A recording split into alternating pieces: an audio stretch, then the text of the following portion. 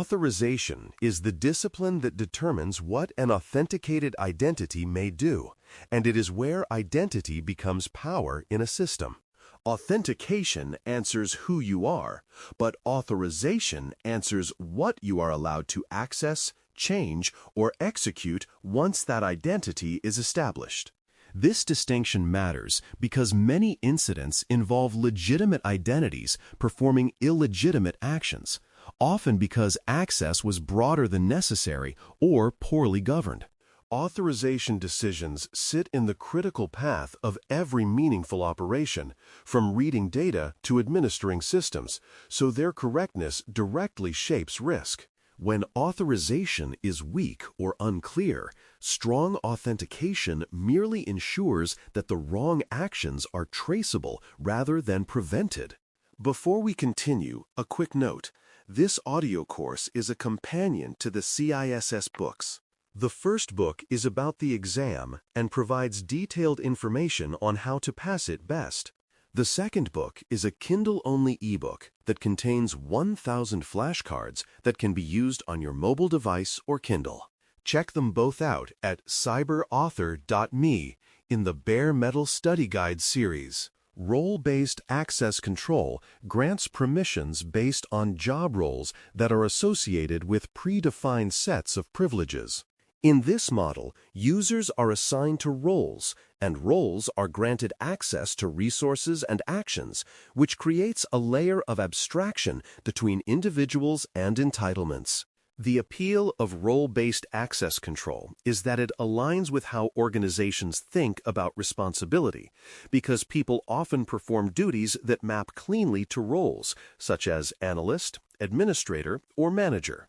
When roles are designed thoughtfully, onboarding and role changes can be handled by adjusting role membership rather than managing individual permissions.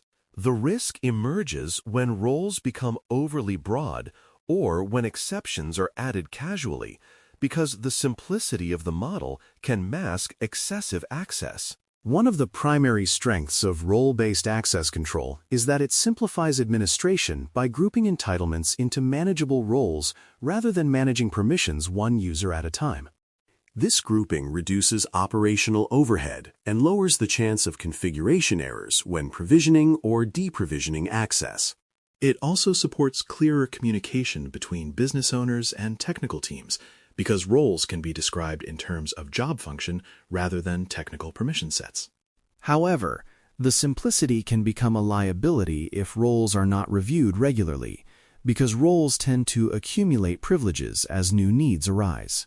Over time, a role that once represented a narrow function can become a catch-all that violates least privilege without anyone noticing. Effective role-based access control therefore depends on disciplined role design and periodic reassessment. Attribute-based access control takes a different approach by making decisions based on attributes associated with users, devices, resources, and the environment. Instead of assigning a user to a fixed role, attribute-based access control evaluates characteristics such as department, clearance, device state, location, and data classification at the time of the request. This allows for more expressive policies that can adapt to context rather than relying solely on static assignments. Attribute-based access control is particularly useful in environments where access decisions depend on multiple factors that change frequently. The trade-off is increased complexity because policies must be defined carefully and tested thoroughly to ensure they behave as intended under varying conditions. In attribute-based access control, decisions combine policy rules with runtime context to achieve fine-grained control over access. A policy might allow access only if the user's department matches the resource owner, the device meets security posture requirements, and the data classification permits the requested action. This combination allows for nuanced decisions that reflect real-world risk rather than coarse categories. The challenge is that as policies grow in number and complexity, understanding why access was granted or denied can become difficult without good tooling and logging. Debugging attribute-based access control failures often requires tracing attribute values and policy evaluation paths, which can be non-trivial. When implemented well, however, attribute-based access control provides precision that is difficult to achieve with role-based models alone. Discretionary access control allows resource owners to grant access at their discretion, meaning the individual or process that owns a resource decides who else may use it. This model is common in file systems and collaboration platforms, where users can share documents or folders with others as needed.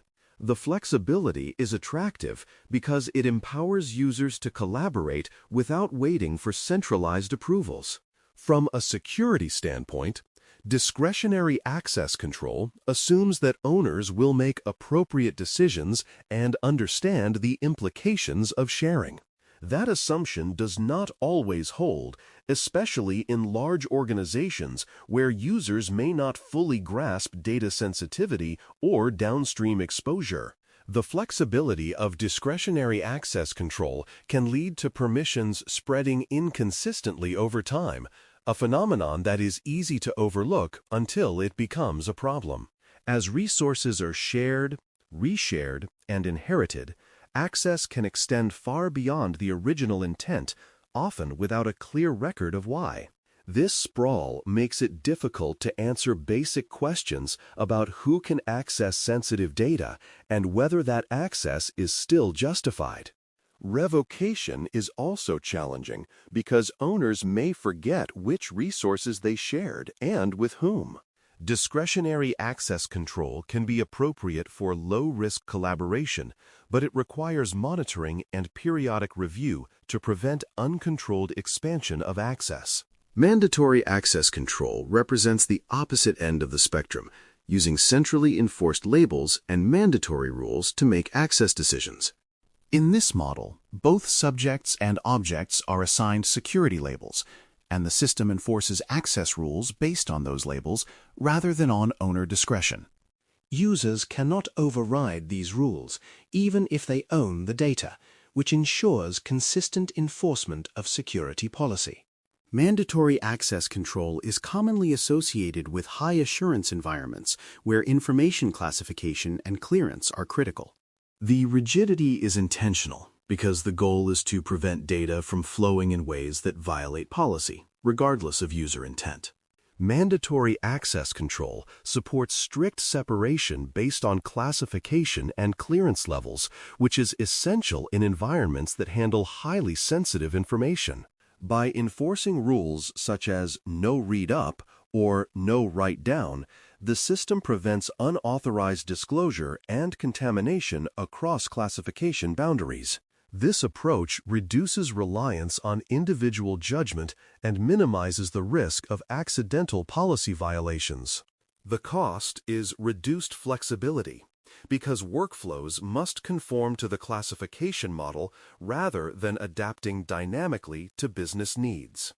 Implementing mandatory access control requires careful planning of labels, clear definitions of policy, and strong governance to ensure the model remains aligned with operational reality. Least privilege is a guiding principle that cuts across all authorization models, aiming to grant only the access needed to perform assigned responsibilities. Whether using roles, attributes, discretionary sharing, or mandatory labels, the objective is to minimize unnecessary access paths. Least privilege reduces the potential impact of compromised accounts, insider misuse, and configuration errors by limiting what any single identity can do. Achieving least privilege is an ongoing process rather than a one-time configuration because responsibilities and systems change over time.